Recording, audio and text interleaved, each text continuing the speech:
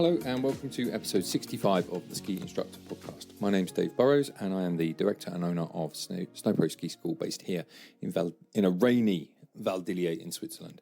I don't know what it's like where you are. It has been non-stop rain since the end of the ski season. Summer has yet to get started and it's bothering a lot of people. I don't mind not very hot weather. But it does bother me a little bit when it's kind of raining all the time. But that's just how it goes. And that's my weather report for Val-d'Illiez. It's, I don't know, it's quite warm down on the plain. It was a lovely day yesterday. So when the sun does come out, it was, 30 degrees or whatever it is down there that they normally get. But it was, it's been pretty miserable up to this point. Sorry for the slack uploading of podcasts. I realise it's been over a month since the last one, but I've been on holiday and I'm not gonna. Well, I needed a break. Took a very nice trip all the way through France. Had a week by the sea in England, and then came back again. Visited loads of stuff. Spent a very pleasant few days in the sunshine by the sea in the UK, which was kind of a revelatory experience. I wasn't expecting it to be anywhere near as nice as it was. So that was really, really cool. And let me just go through this first. So I've got a little bit of correspondence based on the last podcast, and this was from Steve Hindman. Now, Steve, I'm going to do a podcast with. Steve is a former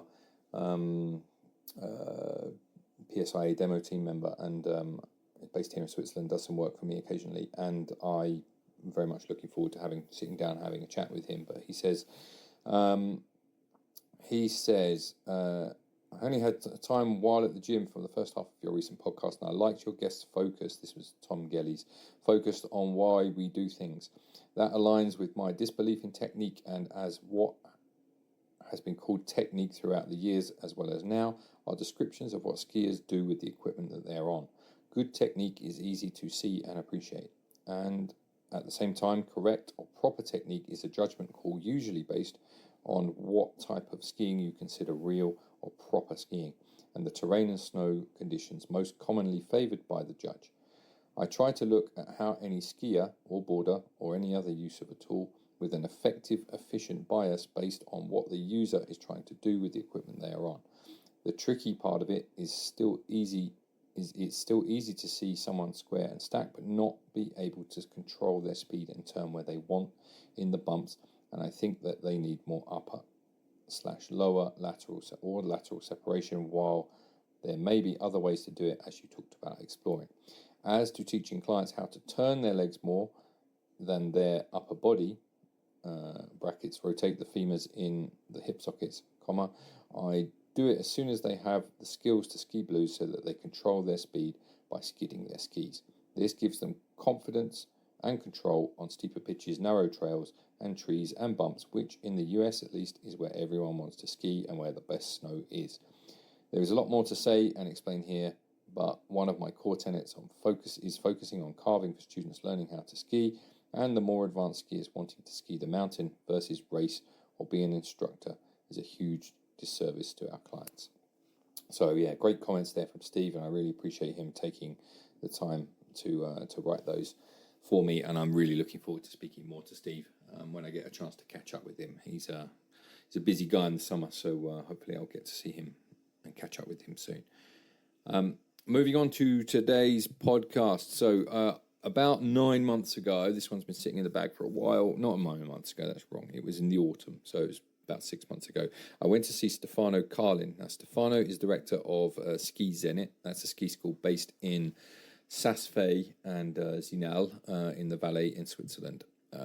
They are a summer-winter ski school. They are specialist race coaches, and I know Stefano through having kind of just seen him a lot up on the mountain, up on the glacier in Saas Fee in the summers when I was training up there a lot.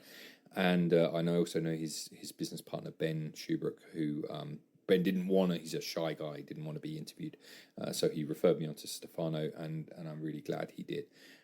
Stefano is Spanish, and he's got that kind of Spanish vibe about him, lots of energy, and it was a really, really cool interview to do.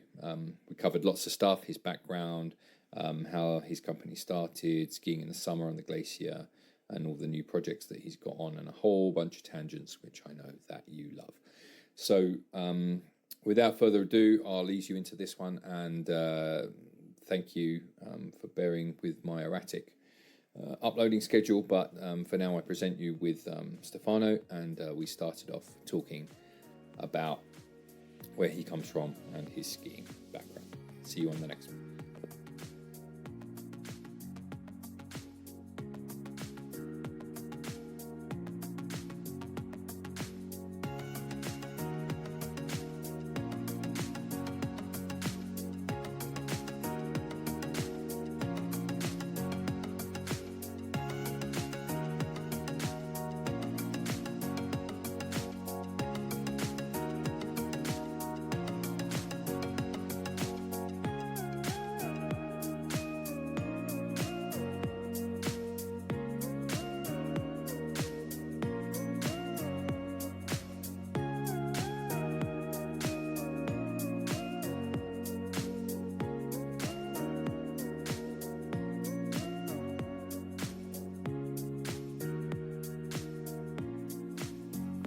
Where are you from in Spain?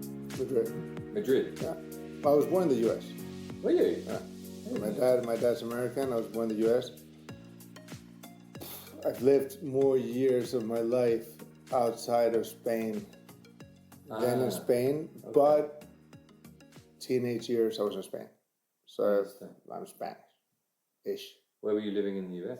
So I was born in California. Ah. I went to the Canary Islands, lived there. Okay. 4 years. Went to Japan, learned to ski there. All right. Lived in Japan for a year and a half. Uh-huh.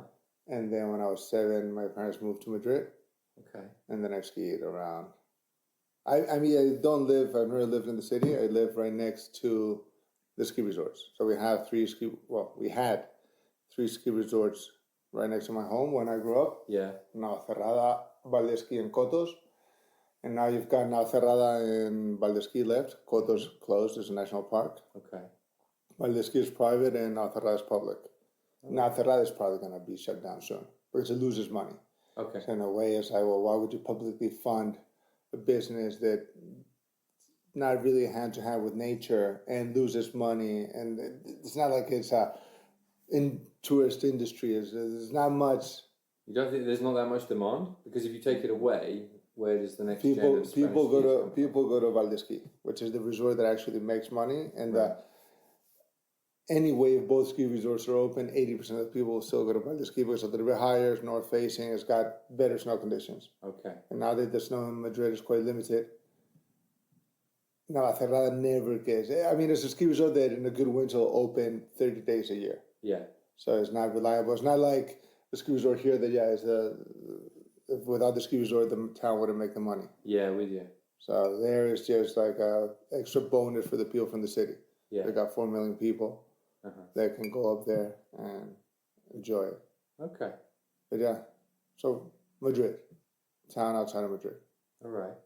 It's nice. I mean, the ski industry in Spain is not as small, and the perception of Spain at the end is beach, and depending where you're from, it can be Ibiza or Magaluf or bullfighting, but there's not. But there are a lot of mountains in Spain, and they've got 35-ish ski resorts. Okay.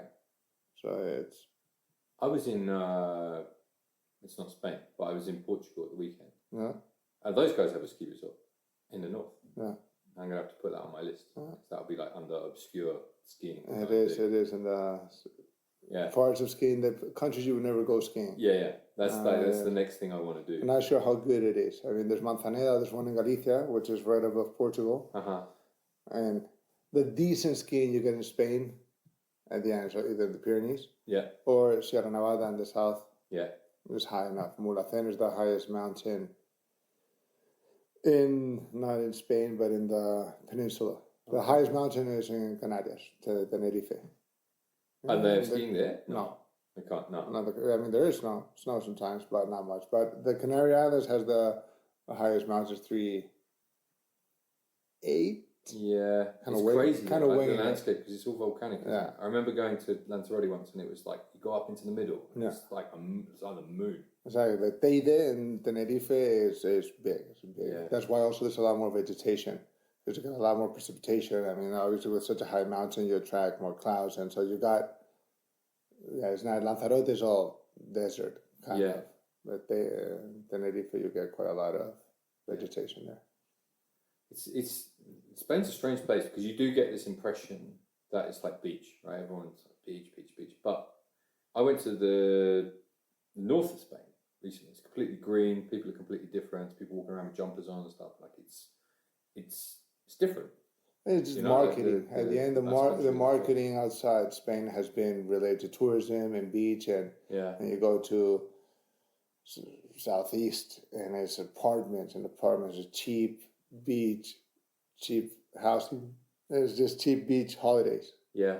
You go up north, Solales development. I go a lot. I spend a lot of time in Galicia, northwest. Yeah.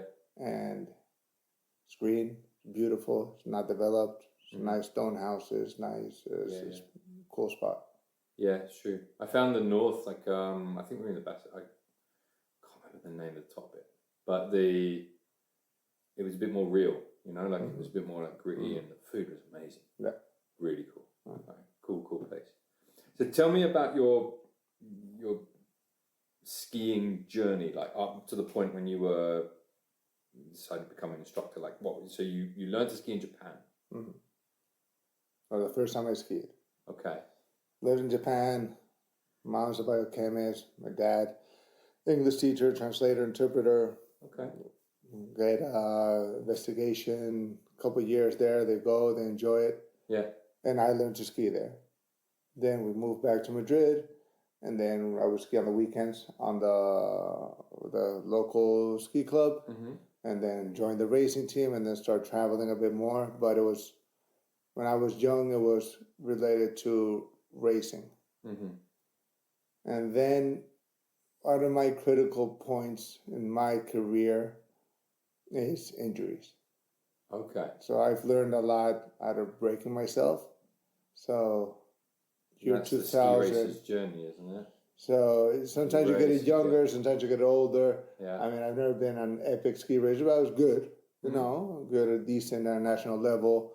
But then when I was 14, I broke my leg. I lost 3 centimeters of tibia. I had to get a external fixator. 6 months in a wheelchair. I broke because I broke my arm also at the same time, so I couldn't get crutches. I couldn't go to school. That's not so bad. Yeah, not so bad. It was a bit boring. Watching TV for 6 months. But it was a bit. So I think that was a critical point. Yeah. And then, you know, you get over it. And then I got back into racing. And then the year after in the national championships, I had a stress fracture on my leg. Same leg? Above the plate. So actually, I didn't, my leg snapped and then I fell. So there's on a right footer and the last steep pitch, we're coming into the finish line. Yeah. And because then the doctors explained, well, when you have the metal plates, so the force of the bone doesn't really spread out properly throughout the bone. So it kind of gets concentrated above the metal plate. Oh. So my leg snapped above the metal plate. So then I got that plate taken off, and now I have my whole tibia is all metal on the inside, so I got a rod. You're like a bionic man. Kind of. Wow. And then after that one, so that was, I'm 15. Yeah. And I was like, not really that keen anymore to keep racing. So all my buddies were still racing, so I would do the trips, but I started working, basically. Okay. And then I would go on a trip, work, make a bit of money, train, and then to just find that balance of work and pleasure, be with my friends, party a bit more than my friends maybe, because I didn't have any racing goals. Yeah. Then I just started working. Went to school, not the biggest fan of school. Then you decide to make a career out of skiing. Could have been anything else also. And this is something I've realized now with age, is that skiing is my life, but it's just things happen. It just I was already working. I made good money. I wanted to live on my own. I was 18. I left home, went to the Pyrenees, went to Valais, started doing my season, started getting certified. Yeah. And then I went to Canada, pushed by my mom to study. So I went and studied in Canada. Okay. Well, my mom and my dad both. But I think my mother was a little bit more worried that I wasn't going to uni. Okay. I went to uni in Spain for like a week. Hello. It didn't really work out. So then we decided to. My mother found this program in Canada, Adventure Tourism. We can pause it. It's cool. Sí, vamos a dar pause. Ah. That's why I was calling it's you. okay. Porque me habéis oído. Sí, pero no pasa nada. Then he's gonna edit it. He's an editing genius. Sorry, because I was trying to don't. Hey, no, don't worry. It's cool. It's cool. Yeah, that's why I was calling you to I'm see Dave. what's happening. Aloma, nice to meet Pleasure you. to meet you. Hola. Hola, vamos. There está. Voy a sacar al perro, Vale, cojo las cosas y me voy. vale. ¿Vale? ¿Vas a Saas Fee? Seguramente, si me da tiempo, sí. Y, podemos ir el fin de semana también. Vale, ahora vemos. Vale, te llamo. Ok. Chiwi, vamos. Me voy Chiwi. Vuelvo ahora. Intentar hacer mucho ruido, ya está. ¿Cómo? No hago mucho ruido. Vengo, cojo un poco de comida en la mochila y me voy. Vale. ¿Mi mochila? No. Ay, sorry. Sorry, I know one to come back. No, ¿qué te ha pasado? Vamos, Chiwi. Vamos. It's amazing how dogs can go from being completely asleep to like on. He's pretty chill. He's getting older now. How old is he? 10-ish? No way. Still well for 10. Yeah. Something like that. I don't really know because it's a stray dog. Okay. They tell you the age with the teeth, but I think his teeth were pretty fucked up. When So when we got him, he was between like 3 and 5. And I think we've had him for like 6 years, 7 years. Or You find him here No. in Spain? Spain, my neighbor lost a dog. We thought the dog was this one because we saw a photo and then it wasn't his dog. And then I decided to keep the dog. Wow. And then He's my living a parents happy brought life him. now. Yeah. Doing good.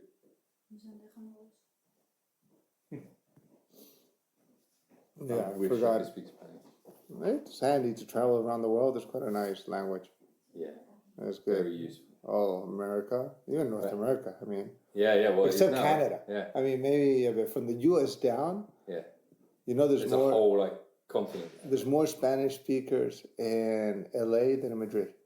No. Yeah.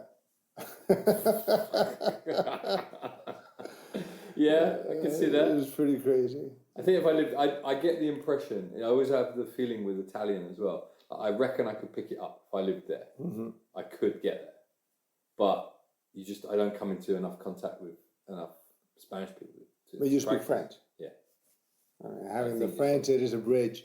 Yeah. I mean, going from just English to Spanish is, I mean, having the French does help for sure. You need a Latin base of some description. Yeah. But I mean, I have English and German, doesn't really work out that well. And Swiss German. No one And if I have to communicate, I can figure something out. Really basic, but it's not. There's a different world there you're not part of, right? Yeah. You can't be part of it. So they don't even understand each other. No. Like if you go to Bern, and a guy from Saas Fee, they don't understand. Yeah, but they speak this over body said ditch.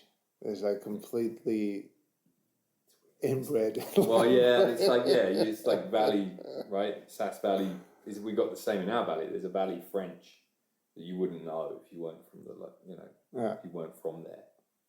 So I guess it's how it is. There's isolated places. Yeah, it must be the same in Spain, right? I guess they you have Bable, you have in the north, you have apart from all the Latin languages. Yeah. So we got 4 official languages in Spain. You got Spanish, you got Catalan, you've got Galician. Yeah. And those are all Latin. Uh-huh. Then you've got Euskera, which is that like in the vast country. Yeah, okay. Yeah, nobody really knows exactly. No. That's because it was quite an isolated part of Spain. Yeah. That wasn't invaded with Al-Andalus. So they've maintained itself quite apart from the rest of the country, and they've got they think maybe it's a Berber, like the Berbers from Morocco. Okay. It could be a Berber language. They stayed there isolated, and they don't really know where that language comes from. No. But yeah. We do have 4 official languages, and they have dialects. Yeah. From each. Have you ever been to the interior of Switzerland and heard them speak Romansh? I've been there, but it's crazy. It's a funky language. That's really weird. Not that many people speak Romansh. It's like 30,000. Yeah. But it's really weird. Like when you see it written and stuff, you just had all the papers for the vote. So obviously the voting's all got Romansh. So it's just like, wow, that doesn't even look like anything. It's weird. It's like, I think it's like half Latin, half German. Yeah, it's funky. It's really, it's really niche. Yeah, it's a funky language. Yeah, for sure. Right, so tell me, you were in Canada. So I was in Canada. Yeah. When I was 6, so 2005, I went to Argentina already as an athlete. Whereas my buddies were training more than me. So I went there, trained with them for the month. So I already had some connections. South America, I went there 2006 also. No, 2004. No, maybe. Let me see. 2002, actually. No, so I went 2002, 2003 to Argentina. Then I ended up in Canada in 2005. Now, in 2005, I went to Canada. And then in 2006, I went to Canada. Well, I was in Canada, got injured again also. So I broke my humerus, broke my wrist. There's all my wrist movement that I've got left. Yeah. So I missed out on my season in Canada. Went to ski, went out to Chile. And then it could have been a critical moment. I started going to Chile. I could have developed more skills if I had stayed in Canada because I had a job being a sea kayak guide. So I could have decided to keep skiing. Yeah. And then it gets to that point that you love skiing. Yeah. You do it all the time. But also you're becoming really niche. So you love it. That's what you do. And then your passion becomes your profession. And then that's what you do. And you choose to do it. Yeah. But you don't really have that many more options. Once you've dedicated that big chunk of your life to one thing, it's really hard to get out of it. I've been thinking that a lot lately. So you decided to do it, yes. Yeah. But what would happen now if you had to go and do something else? Would you do the same thing? Would I do the same career? Would I follow the same career? I'm happy with my career. Yeah. If I went back, would I follow the same path? Don't have a clue if I would or not. No, you can't know that. But what I do know is the model that I've built for the ski school, you could roll out in a number of different other industries. Mm-hmm. All you need to do is build the expertise within the industry. Yeah. But I mean, it gets to the point where you're so involved in skiing. And that's what you know really well. So you need to build the expertise, and then there's a bunch of qualities that you've developed for your ski school that you can transfer around to other businesses. So that's what I'm trying right now. Yeah. Probably get to that. But it's not that easy. I mean, once you know something really well, there's so many details that you just understand that it's like driving. The amount of decisions we take per millisecond is humongous. Yeah. That's why, automated driving is going to happen really soon. It's happening. But it's not that straightforward. Yeah. Because we actually do make a lot of unconscious decisions that are happening all the time. We see all these things. We're analyzing all these things. And once you've done something in the industry, you ski a lot. You ski a lot. You see someone carrying their skis, and you with an accuracy rate of 85 to 90%, how they're going to ski. Yeah. You see someone walking downstairs with ski boots. You even see them just what... You can tell. And you're almost always right. Yeah. Sometimes you'll get surprised, Mm-hmm. But not that often. Yeah, it's true, right? And as your brain has seen this for so long that you're just quite tech. Yeah. I see someone on a bike. I don't really know. If he's going to be legit or if he's a poser, well, I don't really know. Yeah. And you build this fine specialization. And then almost, you're kind of, I wouldn't say you're...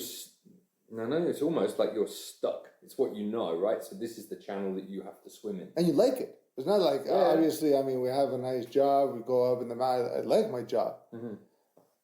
But at the end, I'm so specialized right now in what I do. obviously I make a lot more money doing this because it's an extremely specialized skill that I've got. I love my job. Don't want to do anything different, but I'm open. If something did show up, I would be like, I would be happy to ski less for sure. I've seen a couple of things lately where I think there's a niche that I could go into that no one's doing very well right now.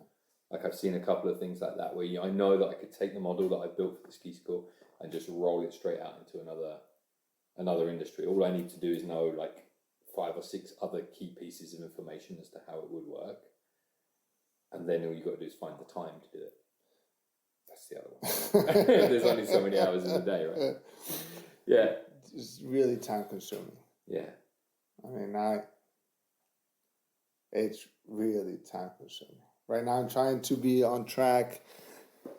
I'm changing all the websites, doing everything, getting ready for the winter. Yeah. Delegating a lot more. But it's full. Yeah. And it's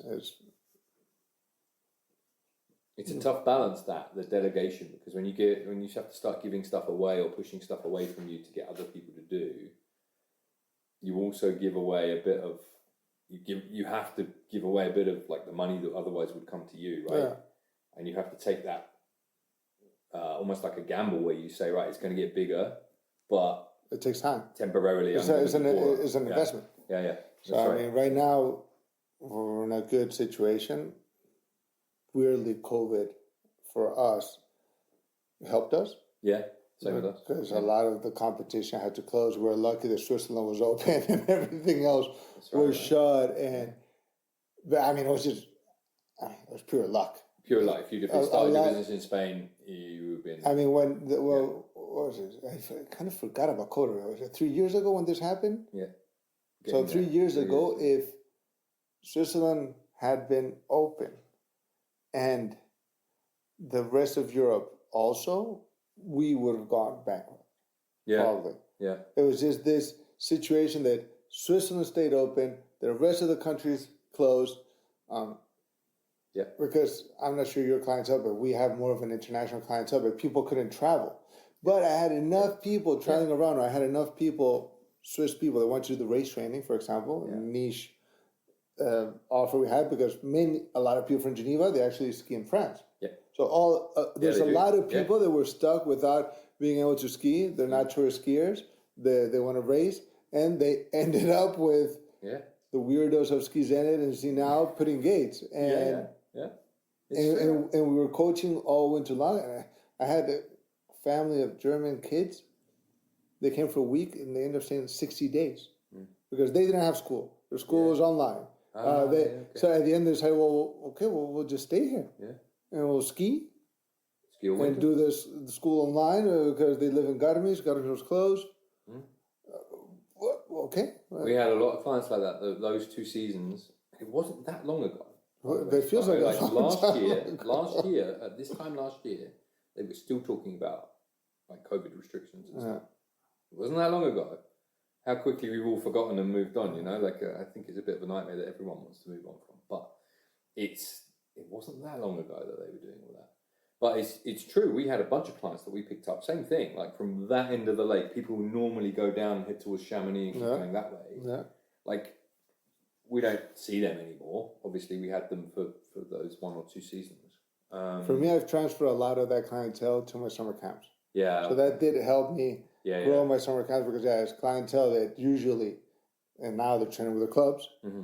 But in these summer months, many of the teams, depending on the level of the team, they don't have a plan going on. So then that is, it was a big recruitment of people that were able to do for the summer. Like a big advert. So it actually did work out quite well. That's cool.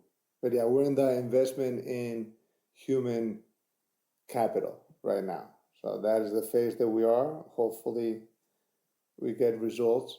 But also the delegating. So I'm delegating more and more parts, but I need to delegate something that is actually functional. Mm-hmm. So right now I've got the websites. I'm changing all the websites so I can delegate them, because I'm not going to give you a crappy website that has hundreds of mistakes that I understand and not. I'm actually sorting everything out, so I can give you something now. So I'm gonna delegate the whole website to someone else. Yeah. I'm gonna give you something clean, so you don't need to deal with all the issues that I've dealt with for the last 10 years that I've been doing this. I've just put someone in charge of.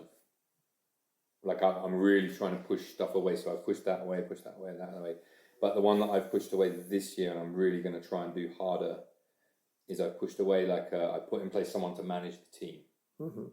But I pushed that away. I tried to do it last year. I didn't push it away hard enough. I said to him, this year, that's yours. Yeah. If there's fuck ups, it's on you. But if you win, it's also on you. Right? But I don't want to hear about it. Call me if there's a problem. Yeah, I give support as much as possible, and then there's the transition phase, and then hopefully that works. But I've got a person now who is my head in racing. Yeah, I've got a ski school director here in Val-d'Illiez. Ben, ski school director in Saas Fee. Yeah. So Saas Fee has always been delegated to Ben anyway. So that's not bad. Before racing, ski school, social media, websites, that was all me. Kind of a one-man show. Yeah, and you're sitting there on your couch at night doing it all, like it's not. So now it's being separated. Someone's running the social media for us. So hopefully it would all pay off. Yeah. I think you've got to put these structures in place in order to be able to grow. If you don't have them, you just get overwhelmed. Yeah, well, it sucks is you put the structure in place and then you don't grow. Because once you put the structure in place, you have to grow or you go bust. Yeah. So I give a bit of pressure also to the people doing this. Okay. Yeah. I don't expect results right away, but they need to come because if not, it's just not sustainable. Yeah. And I suddenly paying many more. There's a bunch of salaries being paid, and the amount of work we sell is the same. Well, yeah, something's got to give, right? Doesn't work. So there is a bit of pressure I need to put in there. Yeah. So let me keep you. I'm going to drag you back and finish off your skiing background. So were you in when you started doing instructor qualifications and stuff? Did you do them? So I started in Spain. So I'm 18. I go to the Pyrenees. I go to Terler. I do my Spanish level 1. Okay. So actually you do a whole month in school because it would be similar concept to the brevet fédéral here. Yeah. The only thing is that here you get the brevet all the way at the end. Yeah. In Spain, you have a sports technician. It can be skiing. It can be sports education. It can be mountaineering. It can be different ones, but there's some common blocks that you do in high school. So, for example, with the top ski certification, that works as a university entry qualification. Yeah. So once you finish high school, you can do your university entry exam. In Spain, it's called selectividad. Okay. So you get your high school, the last 2 years of high school grades, plus your university entry exam. They do an average, and that gives you a grade that lets you access some degrees, some others, whatever. Yeah. On the public. Then in private, you can probably access, if you pay the money, but in public universities, that's your mark to get into stuff. So the whole skiing certificate is 3 levels. Level 1 and 2, that's ski instructing. And then level 3 is just coaching. Okay. Race coaching in Spain. Right. So with level 2, you're ISIA. Yeah. So you get the ISIA stamp with level 1 in Spain. Oh, wow. Okay. Level 1 is 6 or 5 weeks in high school, every day, full days. Yeah. Plus then 4 weeks on snow they have the common block, that's the high school, then the specific block that would be on the snow, and they have the complementary block. Yeah. For example, I was disabled when I did it, and that's another week. So you have 5 weeks on high school, 5 weeks on snow. Okay. And that's your level 1. Yeah. And then before that, you have to do the year before you have to do the entry exam, which is a GS with an X% margin and blah, blah, blah. Yeah. Plus a free run. So there's a few exams to get in, and then once you're in, you have this. When I did it, there was a lot, the offer was much smaller. Yeah. Right now there's many, here it's like in Switzerland, right now we have Swiss No Sports. Yeah. You can do the thing through Genesis Sport and then validate and access, or you've got SSBB. Yeah. Yeah. And that was a little bit the situation in Spain when I did it. Now there's just 15 Swiss No Sports in Spain. So there's industry, there's a lot of There's a lot of entities, there's a lot of companies that will certify you. Right. In Spain. I'm not sure in the UK, is it just basic? Or can you get... For the moment, yeah, but there's individual nations, I think, who've got their own little structures underneath. Okay. So there's like sort of Scotland, Wales and England. Yeah. But it's all centralized, but someone could do the EAC, the English Association of Ski Instructor, and probably give certification also if you pass XXX on these things, you can probably certify people. Yeah. So that's what happened in Spain. So there's a good business, there's a niche there, a market. There's a lot of people got into that business. All right. But that's more in the last 10 years than when I did it. When I did it, it was just one. So you did the 1 and the 2 and the 3? I did 1. I did 1 and 2. So I did the 1 in the Pyrenees, and then I did my season in Cerler. Then I went to the south of Spain and worked as a waiter and partied. And I had a good time. I was 19. And then I moved to Granada. That's where I went to university. I did tourism for a week. And then I was living in Granada and Albaicín. It was really nice. And then I would go to Sierra Nevada. And I did my level 2. So Granada was like this central area where I could do university. The city in Europe that has the most amount of Erasmus students. Okay. So it's a really nice city. It's beautiful. Got the Alhambra. It's a really nice place to go. And then it was like, I can do my level 2. I can do university. I can do skiing on the weekends. And I just did level 2 and skiing and then 1 week of university. Okay. And then from there, I ended up going to Canada. My mother found this program in BC. And then it's a bigger financial commitment. So I committed to the plan. So then I took it seriously and I went there and I did my... It was good. It was university for people with ADD, more or less. Okay. And now as soon as you got a bit hyper, they would take you out to the field and you do a week expedition. So it was a nice balance of getting some... learn stuff in school and then get out. Yeah. Most schools should be like that. Yeah. It was quite an interesting thing. It worked out really well for me. And then I injured myself, and then I decided to go to South America, and then I started making a career in South America. And I think that was a bit the tipping point when I started going to South America, and then I was doing back-to-back winters for 8 years. Okay. And then is when I became really specialized. Kind of so Canada, Chile. When I came to Switzerland, the first year I got here, it was still the old. I got here 2009, and it was still the old system with Swiss Snow Sports. Okay. So I did my exams in 2010. So I got my patent in 2010. Okay. And then it made no difference to have the patent, to have the brevet at that stage. Yeah, not here in Valais. Yeah, sure. It was the same. And then they changed the law. Yeah. I'm not sure if it got changed in 2012 or 13, or I'm not sure when exactly, but it changed, and then I did my brevet when I had a need, because I could do the off-piste, I could do everything with my patent. Yeah. Until they did the law change. Yeah. I'm not sure if I did my brevet 2013 or 2000. I'm not sure. Okay. But I did get my full certification here in Switzerland in 2010. Yeah. And always kept doing back-to-back. I got land in Chile and everything. Yeah. And I'm not uber specific, but I've done racing, I've done freestyle. Yeah. I would say the thing that I'm specialized the most right now would be off-piste. Yeah. I think that's where that's what you like to do. In Israel, I think is where my skills are at the highest point right now. My knowledge. I'm a good coach also and a good instructor, but I think maybe that is where I could peak a bit more at the moment. I'm a bit old for freestyle. I've coached freestyle. I coach a lot of alpine. I've skied with a lot of rich people also. Yeah. And off-piste, I think, is right now where I give the most added value, knowledge-wise. Yeah. Well, I mean, it's like an off-piste paradise right here, right? Yeah. The terrain, especially in this valley, is just incredible. There's really good access. But yeah, I mean, it's obviously how to manage a group when you're going off-piste, the risk involved, all these things that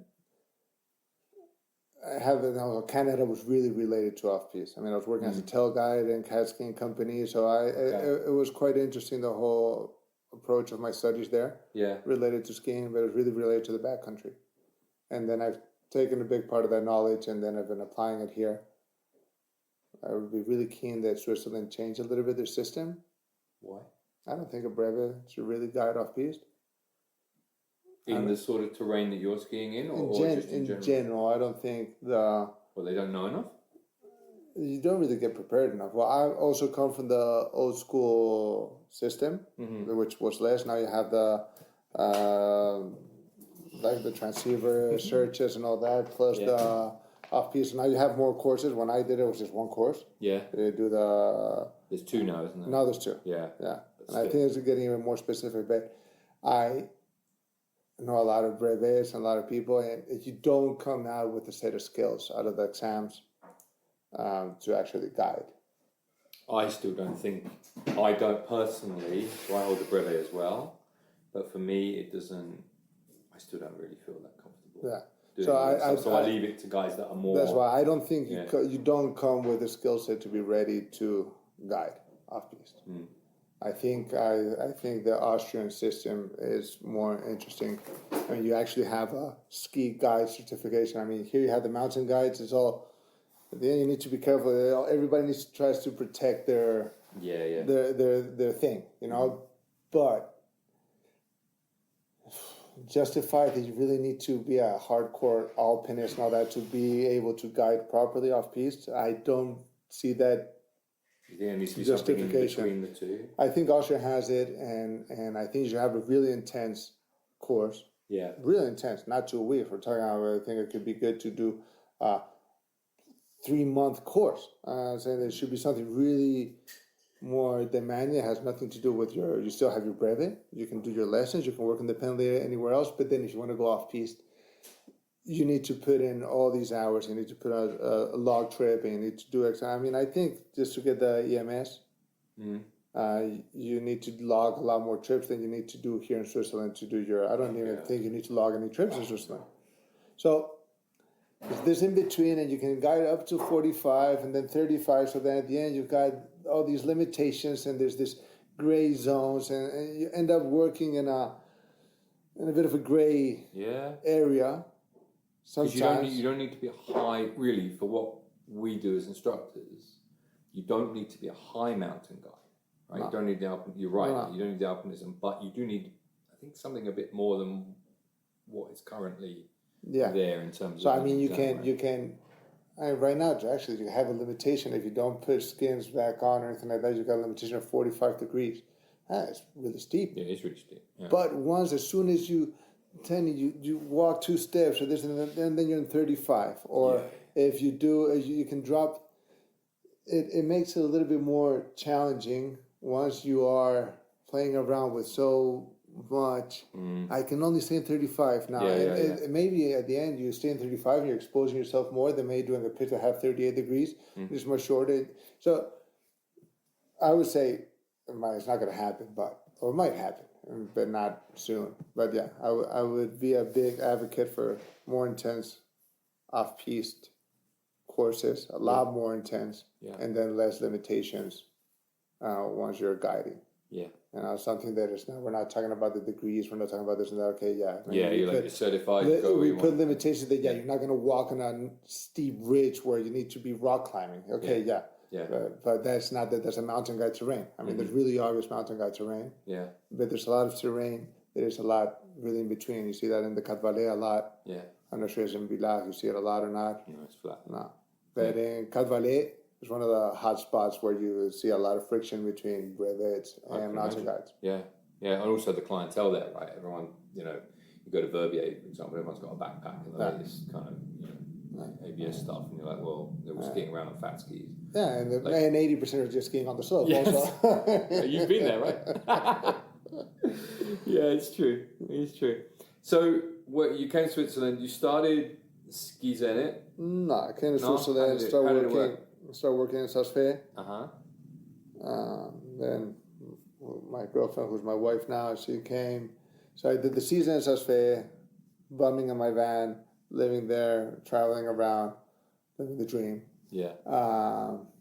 It's quite cold. They don't have heating. I can imagine it was Saas quite Fee chilly. is a cold place, especially in January. And then my wife came, so I did 2009, 10, 10, 11, I did in Saas Fee, and then 10, 11, we traveled a lot in Valais, and we checked out Champéry.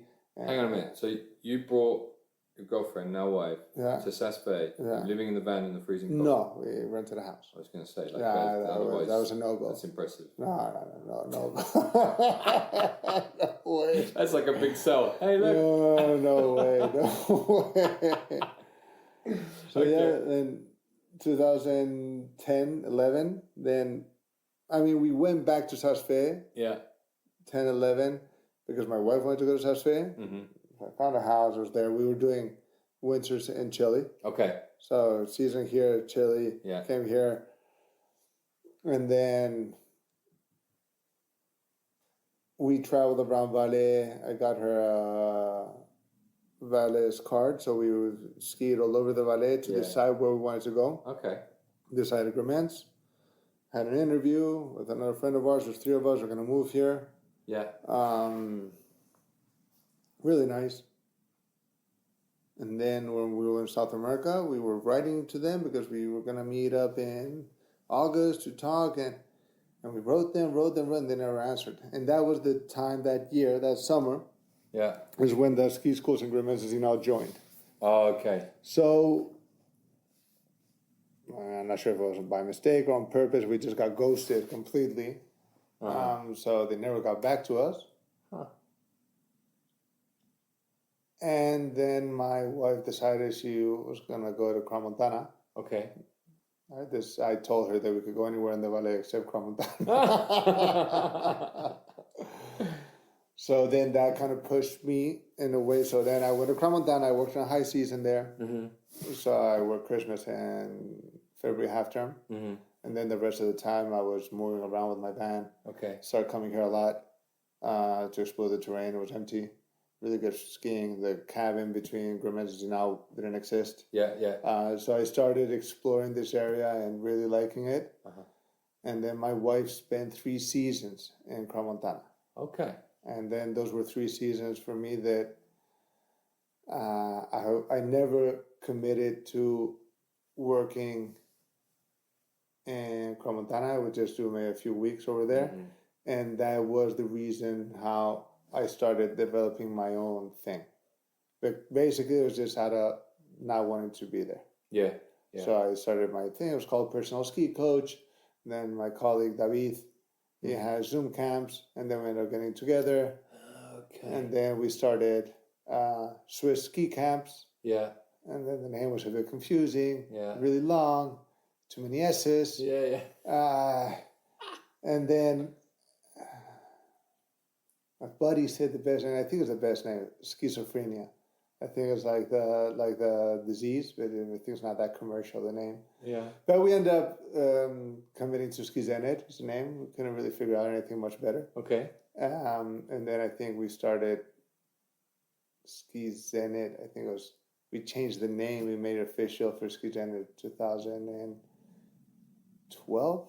Okay. I think that's when we changed the name from Zoom Camps Official. Yeah. I went through some identity crisis until we ended up being Ski Zenit. Yeah. But it was basically starting my thing because they didn't get me here. And and I didn't want to be in Crans-Montana. Yeah. And then sometimes it's useful to know what you don't want to do. Yeah. And then it sells you a path, right? And then you just start adapting. I had good clients in Saas Fee. So basically I just started living in my van, working with good clients, traveling around, skiing in more places. Yeah. So got the Swiss pass, going to Davos, just checking it out and seeing. Stuck in Davos, my diesel froze, living in my van, minus 30, couldn't get out, no heating. Davos is a funny place. I went there this summer and I was like, it's kind of a city. It was a bit funky. But it was cold, man. That's been the coldest I've ever been in my van was in Davos. Okay. And I've lived in the van in Canada. Oh, wow, okay. Yeah, and I was Davos. I got it. Man, it was nasty. That's strange. I was so surprised by Davos. Like my wife used to work It's the World Economic Forum, and she used to go to Davos every year and do the thing there. Klaus Schwab and all those other evil people, and because I'd assumed that it was this like glamorous place, so I was there on my motorbike this summer. It's like a city. I went there. It's terrible. Yeah, like, it's not really. It's not very glamorous. It's not very good looking. And the domain is nice, big. Yeah, but that was close to the whole thing. But yeah, it's a city. Yeah, it doesn't really have much it's not architectural vibe or anything like. It's really not a great. Well, I mean, the time I spent in Davos was actually I was able to drag my van to a gas station, and I spent there 2 days because. What was this? 2011. Yeah. Super cold. And it got cold in Valais also. There was just this Arctic air came for not so long. It was probably a week or 10 days, something like that. But it just got me when I was there. So I had to work on, I think I was just working one day on a Saturday. Yeah. So I got to Davos. I didn't know Davos. So I get there on a Thursday, sleep there. They ski on Friday. So, okay, I moved my van on Friday. My laptop, the battery froze on my laptop. Everything was frozen. Everything was completely frozen. I would light a candle or something so psychologically. So then I sleep Friday again. I was like, okay, done. I worked. Clients were getting frostbite, slapping them in the face, bringing them into the cafeteria. I was with ING, like the national, well, it used to be National Netherlanding or something like with the European CEOs, blah, blah. Okay. And then I was going to leave on Saturday, and my diesel was frozen. So I had to stay Saturday night. I had to stay Sunday night. And then on Monday, they took my van to a garage, and they just thawed it out. They just put it in a garage? They put it in a garage. They put, like, this huge heaters. It took, like, 6 hours. And after 5-6 hours, it started. That's it. They just had to, because I had put diesel in Austria, in Gargale. It was a mountain diesel. But it was in the mountains. Yeah. I just put cheap diesel that I found, but it was, I mean, I didn't go, I was in a ski resort in Austria. When it's a real thing that though, like you gotta have the right diesel. And normally, so if you don't put the right diesel, then you just put a little bit of petrol. Petrol, You put a bit of petrol, then you fill it up with diesel, and that avoids it from freezing. Yeah. But yeah, I discovered that the hard way. Yeah, this is why you have to come and live down where we are. It's much more. Nothing freezes. I've said this to Ben for years, right? Like you can always tell the people who work in like Zermatt and Saas Fee is they all have like big coats, padded shit, right? Like where we are, everyone's just wearing like one layer Gore-Tex t-shirts. It's like being on the beach. Saas Fee is tough. The coldest it gets around us is like every Jan it goes to maybe -15 if you're lucky, maybe -17 you sit on the car. But it's like for 2 weeks. Yeah. The rest of the time we just... it doesn't get cold anymore. Sunglasses. I mean, right now it gets cold sometimes, but it's just a hit and miss. But you get really cold down where you are. It can get cold. You must you can get -25 or whatever, but it's not like something that is consistent at all.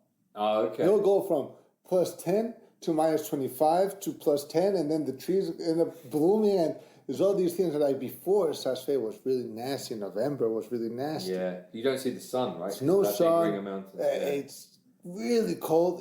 It's not that cold anymore. I mean, look at right now. What is it, October 5th? Yeah. It's like it's gonna be in like an hour or so. It's gonna be like 23 degrees in the valley. Yeah. It's crazy. I just assumed it was always like this. They grow grapes here. That's what it's like. It's October now. It's where it's like in the summer. September, okay, but it's October 5th already.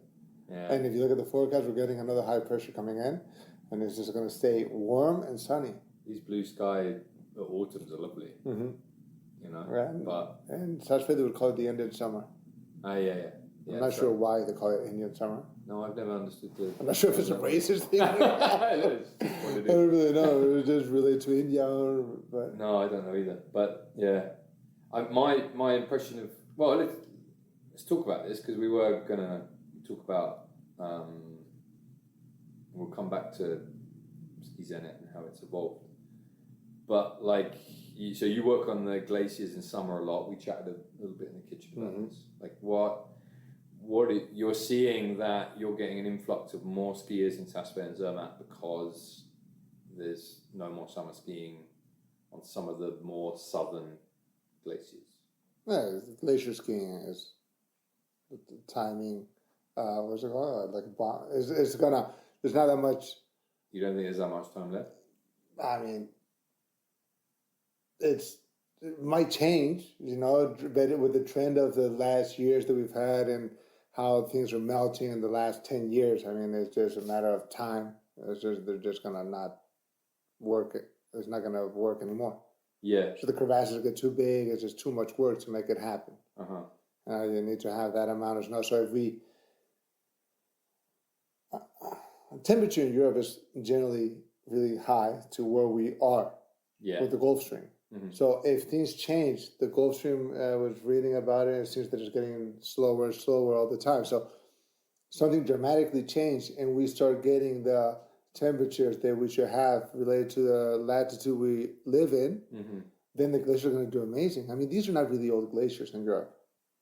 These are fairly young. Yeah. It's Napoleon times, more or less. I mean, they're not super old glaciers. Yeah. But yeah, I mean, there is a higher influx of skiers coming here. There's a higher influx of skiers going to South America, going to New Zealand, because skiing in Europe is not that reliable in the summer. It's a hit and miss. Yeah. And the most reliable places is Zermatt and Saas Fee. And last summer, the only place that didn't close was Saas Fee. Yes. Zermatt shut down. Yeah. So this is something that never happened before. No, and people have been talking about this since I've got here.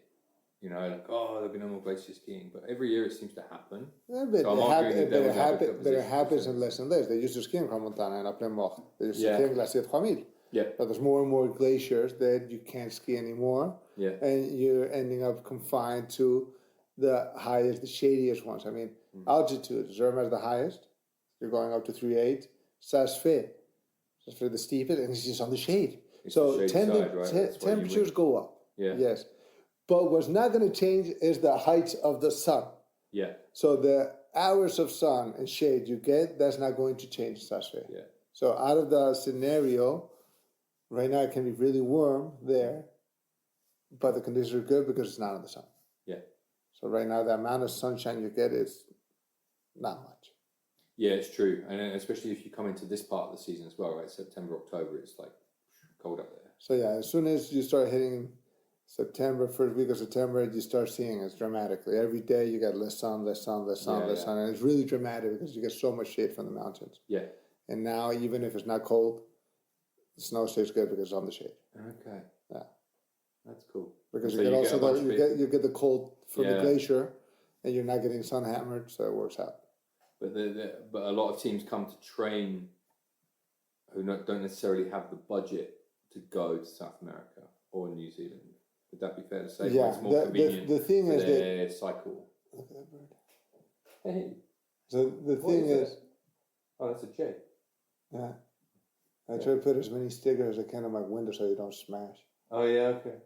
He's saying, like, you don't normally get jays that close. Yeah. I feed them, so I'm the consistent feeder. You're the guy, that's why they're all here. So I'm the consistent feeder, because the neighbors used to, when they lived here, they would feed, and they had a bunch of feeders, so then the birds would bully me, and they would just go to the neighbor. So right now, I'm the most consistent feeder, well, up there also. And then you get all the birds. I did that for a while, though, but all we ended up attracting was this massive family of, like, sparrows. There ended up being, like, 13 of them. I'd be like, guys, you're eating all the food for the other guys. You can't do this. I want the other birds, not just you guys. Sparrows are bullies. They are, yeah. It's just like a big gang of them. They come around and they ruin everything for everyone else. But yeah. So spaced out now. We're talking about Saas Fee. These are the best bits of the podcast. It's like the tangents. Yeah. The budget. Yeah. The budget. So Europe is cheaper. Recent years, right? You've had Dave Riding train. I know him because this guy I follow, right? But I noticed also you have. He trains all the time. What's the Spanish guy who's been, or the guy from Andorra, Joan Verdú. Yeah. So usually how it would go, and it doesn't have to be like that, but talking with, for example, Mauro Pini, who's a good friend, he's actually worked with us, the coach of Petrarova. The big teams go to the Southern Hemisphere. Yeah. And the pros. Dave Riding, not sure. He's the one athlete that commits the most to Saas Fee. Okay. He's the guy that really. They stay there, the whole team. They also do Landgraf, they go on the indoor, ejected. So they I'm not sure if they go to the Southern Hemisphere at all or not. But many of the teams that will start in Europe. Yeah. And then once the days are a little bit longer, they'll go down South America. Okay. And if you go to Ushuaia in July, you're at the southern tip of the world. Yeah. You don't have much sunshine. Okay. Days are super short. Yeah. So July, if you can, you ski in Europe. Yeah. Then a little bit later on, you start going down to Ushuaia, August. And so that would be if you have a limited budget. Yeah. Then for lower budget teams, you stay in Europe. Yeah. It also is not only low budget. A lot of people from the U.S. come to Europe because it's just consistent. Yeah. You know, the conditions are good. You know, it's firm. The days are long. You can do dryland training. So you can work out. Training is good. The glacier is good.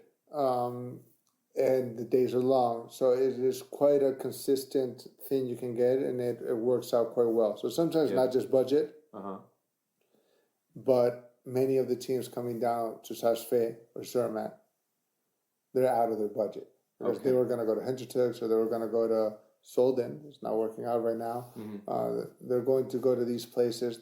The Stelvio, they were a lot cheaper. Yeah. And it's really expensive. Well, yeah. I mean, it is expensive. So you do your trip in Hintertux for a lot less. Or you could do your trip in Thien for a lot less with the Zalps. I mean, the Zalps was $40, the ski pass. Yeah. And you had get downhill biking also in there. You had the pool. You had all this extra stuff included. And the ski pass was like half the price of what Saas Fee is. Yeah, yeah. So it's not skiing in the summer. Skiing in the summer is becoming more and more elite. I suppose so, right? But if you've got the only product, you can charge what you want to a certain extent. Certain extent, but it is like that. There's not. So we're lucky. We are in Saas Fee right now. It would be really hard to do what we do in Saas Fee if we wanted to start it right now. Yeah. So what I've seen in Switzerland, even if we're foreigners and there's the status quo is quite respected. Yeah. I've had the same situation here in this valley, same situation in Saas Fee. We committed to that place a long time ago when people weren't going there. Saas Fee was empty because the other glaciers were okay. Yeah. And we decided we would stick there because our image was that this is going to be the last glacier to shut down in Europe. Mm-hmm. So we're going for the long run. It might take us a bit longer too because we're not as competitive price-wise. Yeah. But we were counting on the glaciers in Europe. They were going to really struggle. Mm-hmm. And now they're struggling. And now we're lucky that we have a base there. Yeah. We are respected. We've got our lanes. We've got our stuff. Yeah. We're legit. And then here, for example, in Zinal, we also started before Patrice Morisot came. We were already here. Mm-hmm. Training more increments than in Zinal. And then now it's become a kick-ass training center. The slopes have been getting wider, more snow cannons. It's really good to train in Zinal. Yeah. And we were lucky that we were able to get in here before there was a huge fluctuation of people. Yeah. So we were here when it was really low-key because we saw there was a lot of potential. And potential that happened. And we wouldn't be able to start the business we have related to race training. I'm talking. Yeah, that is a lot more demanding slope wise and all that. If we hadn't already been here, beforehand, we just came now. They would say no. Mm-hmm. Yeah, yeah. No, well, I mean, there's advantage to that, right? Yeah, the business advantage. You're there first. Yeah, you know, and that be first is one of the maxims of marketing, right? Yeah, I mean, Zermatt's an amazing place. Yeah, but you go there and there's 200 of everything already. Yeah. Amazing place. Yeah. I've never understood that. People starting up ski schools or ski racing businesses in places where there's a bunch of other people. Yeah, because, I mean, these places are cash cows. I mean, people keep going there. Mm. How many ski schools are in Verbier? Probably it's over 20 at least. And I'm not sure. I mean, they get sold. I'm not sure. I think Ski Mojo was sold. I'm not sure how much I don't really know how much a ski school is worth. When you find out, tell me. Yeah. Yeah. I'm trying to find out.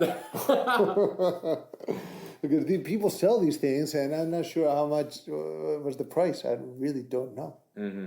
Eskimos right now, they're a competition in Saas Fee. They're selling. Oh, are they? Yeah. I didn't know that. Yeah, they send it on the Swiss Snow Sports newsletter to everyone. I did not see that. Yeah. I didn't read it. Yeah. Okay. So it got sent. I got some messages from people. Oh, You don't fancy buying that? You don't need I to. don't know what it costs. The word on the street is they're asking for $4 million. I mean, if that's worth $4 million, let's sell. Then, yeah, I'm selling straight away. I don't know. But people say things. I don't believe. Don't believe they can ask for $4 million. I mean, you can ask for whatever you want, but I mean, it's so. What you get is a different thing. I don't know how much it costs. I don't know their numbers either. I used to work a little bit in this industry before I got into skiing, so I know roughly how they value businesses, but it depends on what's in your business. Yeah. And it's either a multiple of turnover or a multiple of profit, and that's kind of it, and then you've got to look at the kind of contracts you have and what your business is based on, whether it's you just running the whole show or whether you've got an actual structure in place. Because your potential buyer is going to be someone who doesn't want to come in and try and replace you as like the main guy, right? Yeah. Like he just wants to come in, or he or she wants to come in and do, have it all there ready to go. So I think you have to, if you're going to sell it, it has to be ready to be sold. You can't just. And you have to have your SOPs. You have to have something that is actually work. Like handing you this, boom, this is the ski school. Yeah. Hand it over. Yeah. Good luck. Yeah. And also you're going to end up having to stay in it for a little while. Yeah, for sure. That's the modern way. Yeah. Okay. How did obviously, so you've got the summer thing going on, glacier, race training, race teams. That, I guess, dovetails really nicely with what you do in the winter. So you've got 2 centres. So you're here in Zinal, and then you're also in Saas Fee as well. And at some point you were, what was Ben's business? It was Optimum? Yeah, Optimum. So at some point we absorbed Optimum. Yeah. We gave Ben a percentage of the shares of Ski Zenit for absorbing. And then, because it was it's a bit of a one-man show. So I got my thing going on. We got Ski Zenit, blah, blah, blah. And coincidences in life, I bump into this friend from high school in Saas Fee. One of my best mates in high school, Marco. He's an artist. Okay. Quite a well-known artist in Spain right now. I'm not really into art, so I don't have a clue. So I bump into him, taking some photos. I'm like, what the fuck are you doing here? And so he got accepted in London in this really elite master for arts. Okay, so he tells me the story, and then he shows up there, and then they say, well, now you need to pay 50 grand or whatever it costs. He's like, well, I don't have money. Wow. So I'm not going to do the master. So they found him mecenas. They found him someone that would support him. So someone paid for his master's degree. Oh, wow. And is that a thing? Well, so must be for artists, right? For artists, so he got a scholarship from this family. Yeah. And then they bought a hotel in Saas Fee. And he was making some photos in Saas Fee to make a book. And then he talked with them about me. Yeah. And then I started skiing with them, and then we have a really nice relationship that's been ever since, and they have a really nice 5-star hotel in Saas Fee. Okay. So it all kind of started. So I moved to Val-d'Illiez, but I had this good client of mine that had started this 5-star hotel. So then we started working with that hotel. So I had a couple of people in Saas Fee. But it was all a bit loose, Yeah. We didn't have an office. We didn't have anything really low fixed costs. It was just me answering emails with David. It was me and David who were just answering emails and organizing the bookings. And we had Larry, also a buddy that worked with us. Had a couple bigger projects that didn't happen at the end. But we had a business that's in the winter, but it was 3 instructors there. Yeah. And then buying out Optimum and their clients plus their office plus the whole thing. Well, that really made us settle in Saas Fee properly. Yeah. Because the main issue we had, David and I, is that we didn't want to live in Saas Fee in the winter. Okay. It was okay for the summer. It's a little bit for us. Ben doesn't have any issues, but it's a bit claustrophobic for me. It's like being on an island, isn't it? You're there. It's a beautiful place. Yeah. But you are there at the end of the valley, and you're kind of stuck there. Yeah. I couldn't do it. So here, this valley is a lot more open. I mean, I see other places. In Saas Fee, you don't really see anything else. No. Here I see Cromontana. There. I was skiing in Saint-Luc, Chandolan, Vercran, Zinal. Each one has good terrain for one specific thing. I can move a lot more.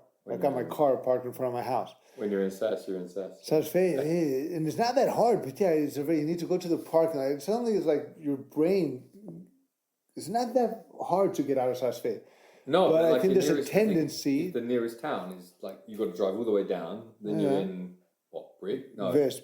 Visp. And Visp isn't near anything. Then you've got to go to Brig. Like, it's miles from anywhere. Yeah. And psychologically, it's hard to get out because it's a car-free town. You can just end up getting stuck there. That's right.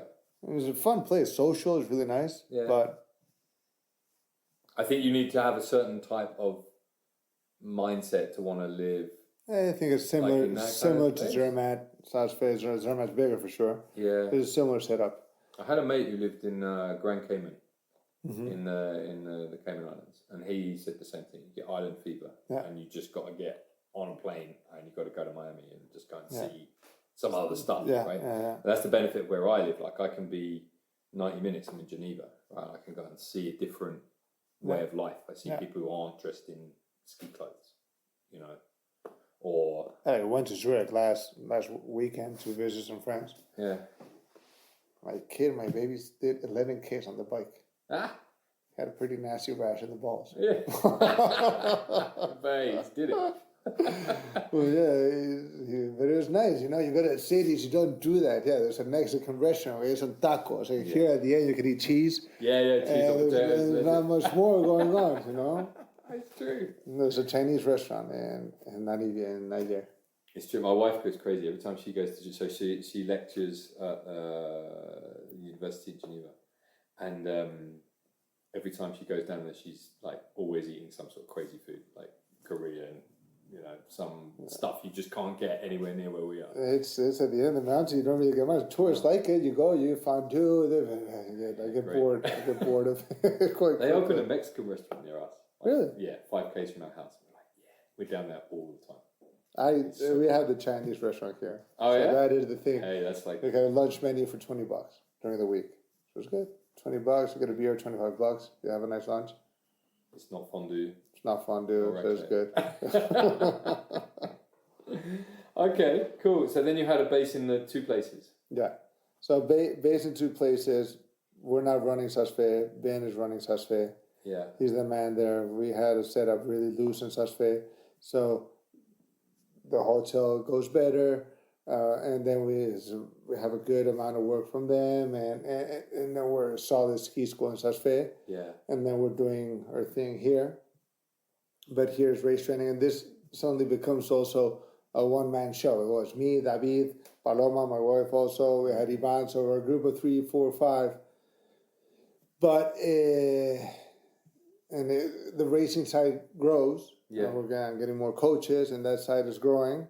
But the ski school side of things, it's not really growing here. And now I got Rich engaged last winter, and now he's one of my capital, my investments, human investments. So hopefully the whole point is to actually make the ski school grow because there's a demand. Yeah. There's a lot of people. Yeah. Old school Valley is a lot of just the red ski school here. Mm-hmm. But I think we're really capable of expanding the ski school and being a lot more present. But I don't have the time to do it. No. So someone else has come, and hopefully throughout this winter, we'll see if I'm right or wrong. Yeah. But hopefully we should have a better ski school setup here in this valley. Yeah. And then that gives us the opportunity. So we could expand more places. Our expansion right now basically is China. Right. We have Ski Zenit China, and then South America. That is where we're expanding in the camp and the racing side. What are you doing in China? We have a team. In China? Yeah. Sent 3 coaches from Ski Zenit. Working like year round? Or are they working in full time, year round, somewhere there in Saas Fee right now. Okay. And then starting November 1st, so I go to China. I land on the 4th of November. Yeah. Don't just spend 8 days. Uh-huh. I land on the 4th. On the 5th, I need to be a judge of freestyle competition. All right. And then I'm having meetings with the ski associations there. But hopefully, I had a good client, similar situation, came for 1 week, ended up staying like 3 months skiing with us. Yeah. And then we went to China, organized a program there. I was in China for 6 weeks. Had a couple coaches. We started getting something, and then this weird thing happened, COVID. Oh, yeah. So I evacuated my coaches. So I did the COVID tour. I was in China. Yeah. I was in Japan. It's you that brought it back here. I got a really nasty cough that lasted for a long time. But nobody was getting tested at the time. It was just, I'm talking right at the beginning. When was this? Like in the autumn before it all? This was, so I was in China in December. My wife got super sick also. Yeah. And then as I was flying to Japan, I was evacuating my coaches from China because I was like, this is not, that it still hadn't expanded everywhere else. So that this is not gonna clear out. Autumn? So this is February. So this is February 2020. 20? Yeah. Yeah. So Feb 2020, I'm evacuating my coaches from China as I'm flying to Japan. I worked in Japan 2 weeks guiding. Yeah, 2 weeks guiding. Got sick. Wow. Not sure. Got tired. I was tired. Muscles hurt. Cough. Pretty nasty cough. That sounds like my every winter anyway. So joking around. It was COVID. Blah blah. But no, it was okay. Got here back. 2 weeks later, they shut down Europe. Yeah. More or less. Okay. Yeah, it was big, like March, wasn't it? Yeah. So I got here. So it was about 2 weeks, 3 weeks later, everything got shut. I left Japan a week after I left Japan. Everything got shut. So it was all quite full on. And then my wife got COVID because I came with a nasty cough. Then my wife got COVID and we were here together and I tested negative. Huh? So I'm not sure if I had actually passed it in Japan when I got sick early on. Or I don't know if I got vaccinated, the whole thing, but I'm not sure if I haven't really tested much. I've done 2 PCRs in the whole pandemic. Yeah, I tried to avoid them. I found it's pretty nasty. To be honest, it's pretty unpleasant. I didn't know you could stuck something up your nose that far. Awful. I thought that was brain. I didn't know you had all this space in between there. I mean, that thing goes really deep.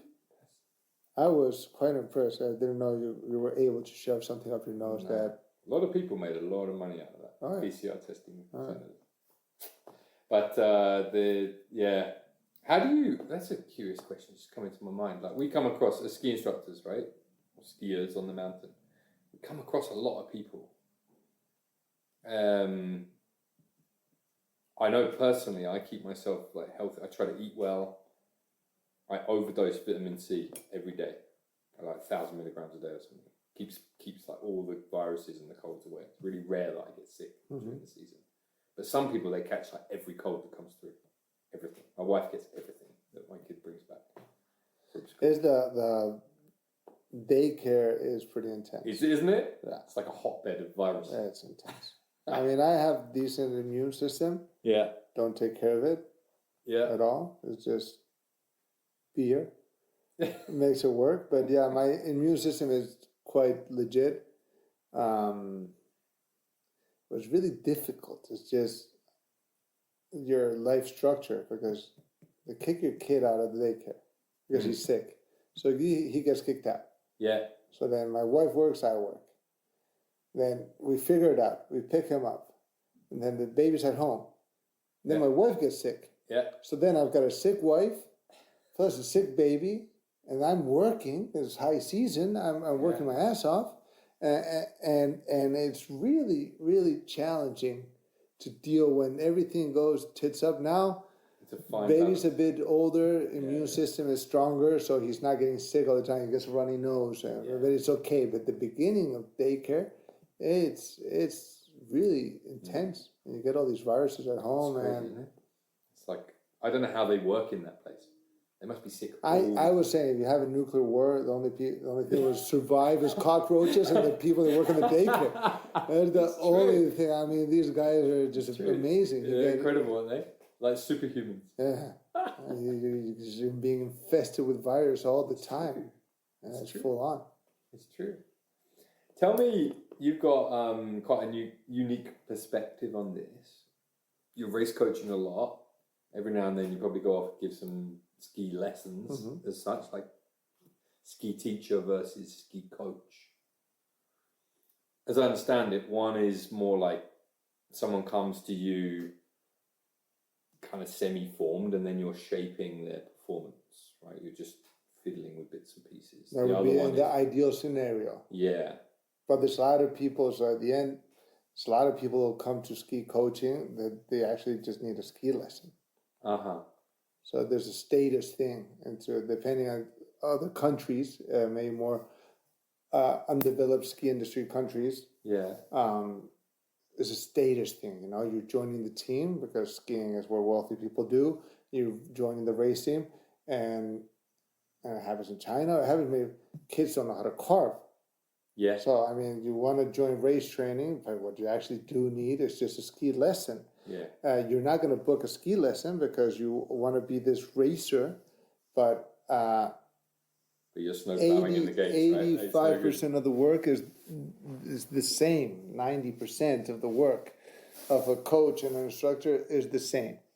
It's just what I was saying before. It's just different format. Okay. Which also the format is 90% the same. But if you're too happy ski instructor type, then you're a ski instructor, and then a person that wants racing, the format doesn't work. But I mean, at the end, the knowledge is really similar. You still want to be on the outside ski, you know. You want to have some movement. The technique is not like the racing technique. Well, there's no real racing technique. Yeah, we can talk about tactics on a course. Yeah. And then but the skiing is skiing. Yeah. I mean, we're not going up and down. I mean, obviously that the movements are a little bit more, but it's the same for skiing. I mean, if you're doing a high level lesson, you're not going to be saying just flexion, extension. You know, you're going to be projecting. You're going to be doing things that just go into high performance skiing. So it's just the format. It's just how you say the things, how you interact with the athletes, that it's really important. Yeah, you're not going to have your coaching. You don't want to have a lane of kids skiing behind you. You need to give them a little bit more independence. You want to make them a little bit more aware of what they do. What I work, me personally as a coach, and I try to ingrain that also as an instructor, guiding also. The guiding is a bit different, let's say off-piste, but people need to feel. What really separates, if you do a ski lesson, you can teach them a couple of things, but if you want to improve, you actually need to be aware of what's going on with what you're doing. Yeah. And it was like forward. Well, I mean, if you need someone to tell you every time you're forward, well, you're not really going to achieve much if you don't actually notice if you're back and forward. But skiing is the same. It's just that there's these tiny rules, unspoken rules of what you are as a ski instructor, what you are as a coach. That if you're in the industry, in the coaching industry, you understand them. And if you're not, you can learn them. But there's all these tiny things that it takes a little bit of practice to actually know how you film, how you talk, how nice you are or not. Yeah, I suppose the entry, right, the initial position is someone who's coming for ski coaching. They sort of have an understanding that they're going to be like a lot more independent, I suppose, than like someone who comes for a ski lesson, right? Someone who comes for a ski lesson stands in front of you and they wait for you to do your thing. Like you're here, right? Okay, warm yourself up, and then we'll talk about what we're going to do. Exactly. Right? We can go through a warm up together, or if you're a bad level skier, we're going to warm up together. At the end, if you're a bad level racer, which there's many of them, you're just doing a ski lesson. Yeah. With a tiny bit of a different format, but you're just giving out a ski lesson. Yeah. But the parents need to feel that it's this coaching service, but at the end you're instructing. I mean, the kid doesn't know how to carve. You need to do a carving lesson. Yeah. I mean, there's no difference. I'm not gonna teach you the coaching carving lesson. It's a lesson. You need to learn how to carve. Mm-hmm. But when the clients book, then it needs to be a racing environment. What you ask, how you talk, and then obviously the better the athletes are, the more important this formatting becomes. And now if you, there's many things that, that you need to ask or know or see the videos, and you need to know what size is their skis, what level they're skiing, and depending what level they are, what conditions you're going to give them, what is important for each athlete. I mean, if you're skiing with a FIS athlete that has 200 points, well, it's pretty bad FIS athlete, so you just give him whatever he needs, and he's not going to be super engaged. But yeah, if you're talking about under 100, under 50 points, then it's really important what you're going to give them. And it's not like things change dramatically, but the feedback needs to be a lot more precise. From race training, and then there's also parents that, well, it's just the parents is what makes a little bit. It's your approach with the parents, what you explain, how you explain things, that they feel that you are a well-experienced coach, and what they're hiring is not a lesson, because they don't want to hire a lesson, even though sometimes the kids just need a lesson. That is, but they're not paying for that. Yeah. Even though that's what they need, and that's what they're gonna get, because we're gonna get them what they need. But it's going to be wrapped around on whatever they want to buy, let's say. You want to buy a coach and you need a lesson, we'll wrap it around. You'll get your coach. But if you need a lesson, you're going to get a lesson. I'm not going to put you in gates all day sliding if you don't know how to carve. No, I'm going to teach you how to carve. And then we have those issues many times of, there's usually countries and ski development, let's say they're not good ski countries, that they just want the kids to do a bunch of runs on the gates. Yeah. You can see with Chinese kids, but your kid that is on a snowplow. So it's completely pointless that he's just snowplowing all day on gates. Yeah. But, I will put him on the gates for a couple of runs. So the parent's happy. He'll get a video on the gates. But 90% of the work is going to be outside the gates, because there's no point. So, but we need to still be commercial and still keep everyone happy. Back when I was working for somebody else, we used to look after a race team for one of the schools that we used to work with. And it was the same thing. Some of the kids you'd look at, you'd be like, what? I don't understand why you're in ski team. And I understand why you're standing at the top of this set of gates, because you're snowplowing it, right? Like, what are you doing here? Do you have to take those kids out and say, right, you need to work on something else? You can still go round and round, catch a lift on your own, like it still looks like a coaching session, but you need to learn this thing over here. You go with that instructor, you go over there with that guy. He's going to teach you how to carve the skis, right? Because you're just wasting everyone's time by going, snow plowing down the gate. But there was a pressure from on high, like from the boss of the school or whatever, who wanted everyone just to do relentlessly gates. It's pointless, because I don't know. That's what the parents want. Yeah. So people get really offended when I send them to ski school. Yeah, they hate it. It's like one of the biggest. It's not for the kid. One of the biggest punishments you can do to a father is telling his kid needs to go back to ski school. Mm-hmm. They really dislike that. Yeah, because they feel they've overcome that whole ski school process, and now they're racers. It's kind of a status thing sometimes, or it's what it is. I mean, I'm not trying. I mean, I'm actually losing money. I just don't want to rip you off. Well, I trying to do the right thing. I'm just trying to do the right thing. I just don't want to rip you off, but you need to do what you need to do. I mean, I don't want to rip you off, but it's a status thing. It's the same with off-piste. Many times people, they go off-piste and they want to have a guide or ski guide, and they're not aware that a ski guide, a brevet fédéral, is a ski instructor that has this, and it's just market it in a way that is off-piste. And then, depending on the client, maybe he'll just get a mountain guide.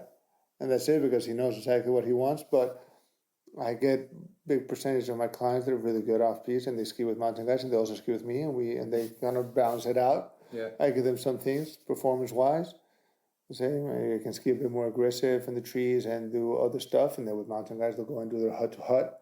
But as a mass product, when we sell off-piste, it has its own marketing strategy. We don't really sell much off-piste because you need the breve, you need the amount of people that can do it is small. I think that's the thing, yeah. The amount of people that are actually capable of skiing plus 30 degrees off-piste is small. Right? Yeah, but also the amount of people I trust to guide is small. I mean, I'm not going to hire a breve and let him guide. Unless we've spent a lot of time together, and then I grade my coaches, I grade my breves, I grade. So depending on what I give you, you have, these are your limitations that I'm going to give you. Okay. So I don't let people just go freely in the off-piste side of things. There's, at the end, it's my responsibility, so I will give you your limitations. That weighs heavily as well, doesn't it? Like it certainly does on me. You know, that the prospect that you're sending people out there with people off-piste, it's all under your umbrella, right? You know.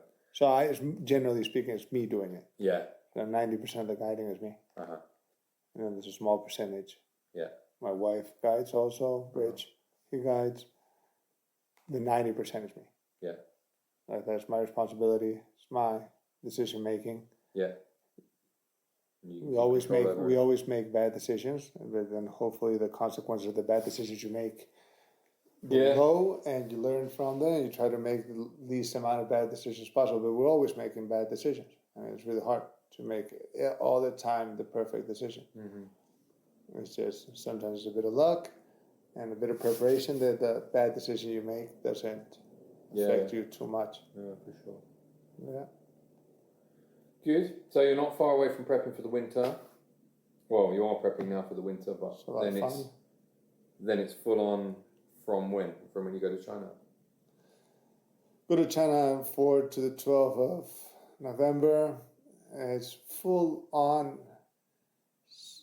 Ski Zenit is a bit weird. So far, the summer is the biggest full on time of the year. Okay. I mean, we got 60 kids per week. So this year, imagine from mid-July until September 2nd. Yeah. And this year, for example, I had 60 kids here, plus I had 20 kids and 22 athletes in South America. So we were having 80 per week. Yeah. During that period of 3 weeks. And then now in October, we have about 60 again, the second half of October. But yeah, then I would say yes, normal season like Christmas, it's full on. Yeah. But it's the prepping time is difficult because, I mean, if you only work in the winter, you have all this prep time. But we've got all this now time at the same time. So we want to try to have the prep time, plus there's the now, what we're doing now time. We got a speed camp starting Saturday. You're prepping all the time, basically. So we got all these things going on. And we're trying to develop new products. We're trying to organize. We've got a team starting for next winter who's going to be skiing with us, a FIS team all season. So there's always something going on apart from changing all the websites and changing all this stuff that has to be ready for the winter. Looking at things to invest also at the same time. I want to try to expand into a bit more than just ski lessons. Yeah. So it's a non-stop preparation. I think our biggest prep time is May and June. Yeah. That is when we have that time. Yeah, same for me. May and June is like when you get everything done. Yeah, and then now we're playing catch up all the time. Yeah. It's not a nice feeling, that. I like to be ahead. I don't like to be scrubby. I like the concept of being ahead. I just don't know how it feels. It's never going to happen. I mean, the whole idea seems beautiful, you know? That's what I want to do all the time. It doesn't matter how far I prep. Like, I'm just never there. Every year, I'm a little bit more ahead, you know? We got the flyers done now. We got this. We got all our marketing strategy done. We got many things are done now. Yeah. But there's always more. Yeah. It's always more. And then when you have third-party people, so what I'm trying to do is depend the least possible out of other companies, let's say. So I'm starting to do all my designing, flyers, this and that, and now I'm just trying to keep it all in Ski Zenit. Okay. So I'm trying to outsource the least amount of things possible. Oh, that's interesting. It makes it can keep it more in control. Yeah. So you start outsourcing. People have issues. People have families. People have problems. Things happen. Things get delayed, and you're not there. You don't. I'm not the one that's feeding you. Yeah. So if I can keep, if all your eggs are in my basket, then I can make sure the timings go ahead. I can maybe pressure. I mean, pressure might not be the nicest word, but there's a guy sitting there, right? It's there. So I need the flyers, and I do need the knives. Not a guy in Spain or in Bali or someone that I talk through emails to change. No, this. No, I'm trying to keep it all. Yeah. And then got AI. We've got a lot of software. It's really interesting right now. You don't need to be a designer to design stuff. Mm-hmm. Once you've got a layout and you stay with the layout, it's skilled. I mean, if you have a bit of taste, you can do things on your own now. Got Canva. It's great to do all the flyers, all the stuff. So the QR codes, the website, the discount code, all this and that. It's just a lot more efficient if you just are the one doing it. Mm-hmm.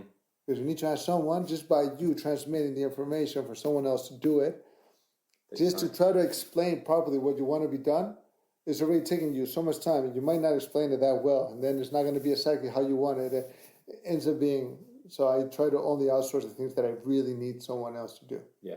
You know, but I try to do as much as I can on my own. Yeah. On my own, not me. Yeah. Trying to delegate, but as a company. Yeah. That's cool. I think I've covered all the things I want to cover. If people want to ski with Ski Zenit, race or coach, or get in touch with you in any way, where can they find you? So we've got the website, skizenit.ch, and then I got skiracingcamps.ch, that's specific for racing. Yeah. And then, I mean, just if you write Ski Zenit and it doesn't show up, then I'm doing really poorly my search engine optimization. So Google Ski Zenit, and then they can Ski find you. Zenit, it should be quite legit. We should be there. I think from any country in the world, we should show up.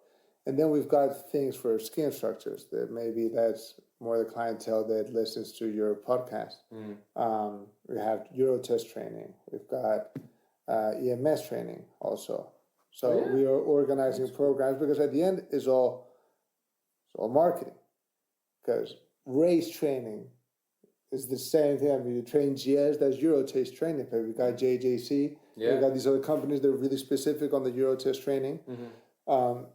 But for sure, we're trying to market a bit different. We're doing a special price to certified instructors so they can get cheaper training with us, and then get ready for the Eurotest. But it's a market that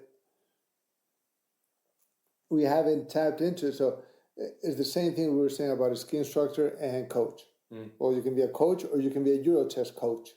Yeah. Same thing. I mean, it's GS. It's not. We're not. Yeah. It doesn't make any difference. You have, let's say, an average instructor will ski under 200 points or 150 points. That could be a good ski instructor. Well, yes, good ski instructor. We're averaging 150. That would be a good ski instructor. The training has no difference at all from a FIS training or a master's training to a ski instructor. But the marketing, ski instructors, and I think also British, they're looking for this Eurotest training. What do you mean Eurotest training? It's GS. Yeah. Just, but it's not even just the word. It's you need to have those people that you trust, that they're the ones that do Eurotest training. So it's just marketing. Yeah. Everything's marketing. Everything's marketing. It is. No? It seems to be to me. Marketing and sales, right? Otherwise you get nothing. It's all that, but it's interesting how you need to market you need to target every specific niche. You're a ski instructor, I need to do a specific marketing for you. Yeah, you choose your niche. Because you don't consider yourself a master racer, and you don't consider yourself a fish racer, you consider yourself a ski instructor racer. So you think that you have a specific ski coaching specifically designed for you. It's the same when you're training GS. It's the same thing. But if not, it just don't sell it. Yeah. And it's really interesting. You know, you're a horrendous skier, but you want to go snow applying through gates, and you don't want to book that ski lesson. That's what you need. No, you actually need to book race training for actually someone to give you the ski lesson you actually need. Yeah. Right? And like you're making it uber complicated, man. Just get the legend. That's what you just need. And it's all the identity. Well, we each have an image of ourselves, and we all think this is exactly what we need. Mm-hmm. And I guess you're right at some points, but sometimes you're not right at all. Yeah. And it happens to me for sure. It happens to every one of us in different type of things. Yeah. But it's true that. Well, listen, thanks for taking the time to chat to me. It was a pleasure. Well, it's my first podcast. And from here, sky's the limit. Next thing, Joe Rogan. Yeah, that's going to be epic. Thanks, Stefano. That was a pleasure.